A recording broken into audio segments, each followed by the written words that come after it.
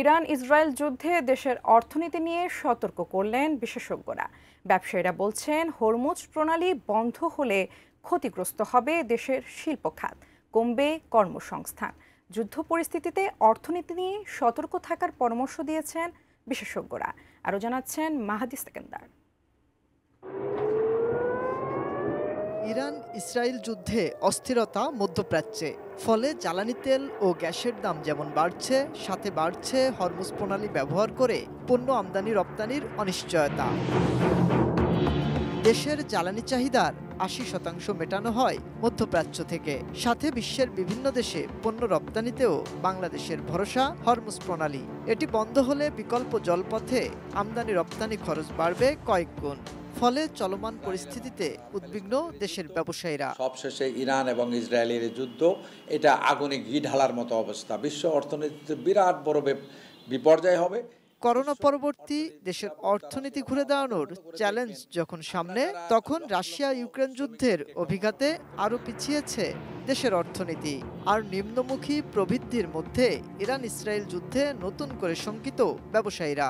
সবচেয়ে বড় সংকটে আমরা আছি, বড় শঙ্কায় আমরা আছি, কারণ এলপিজি ছাড়া বা তেল ছাড়া তো আবার কারখানা চলবে না। টেক্সটাইল এবং পোশাক শিল্পকে রক্ষা করার জন্য সরকারের এই জ্বালানি সংকটে যেন আমরা না পড়ি, তার জন্য এখন থেকেই একটা জরুরি উদ্যোগ নিতে হবে। অ্যান্টিব্যাকটেরিয়াল অ্যাডিটিভ যুক্ত সেরা ওয়াটার ট্যাঙ্ক বিশুদ্ধ পানিতে ব্যাকটেরিয়া জন্মাতে দেয় না। ব্যবসায়ীদের মতে, যুদ্ধ দীর্ঘস্থায়ী হলে খরচ বাড়বে, সবকিছুর ক্ষতিগ্রস্ত হবেন উদ্যোক্তারা। আমাদের সেক্টর হচ্ছে একটা প্রান্তিক সেক্টর, সেই সেক্টরটা ডিপেন্ডই করে জ্বালানির উপরে।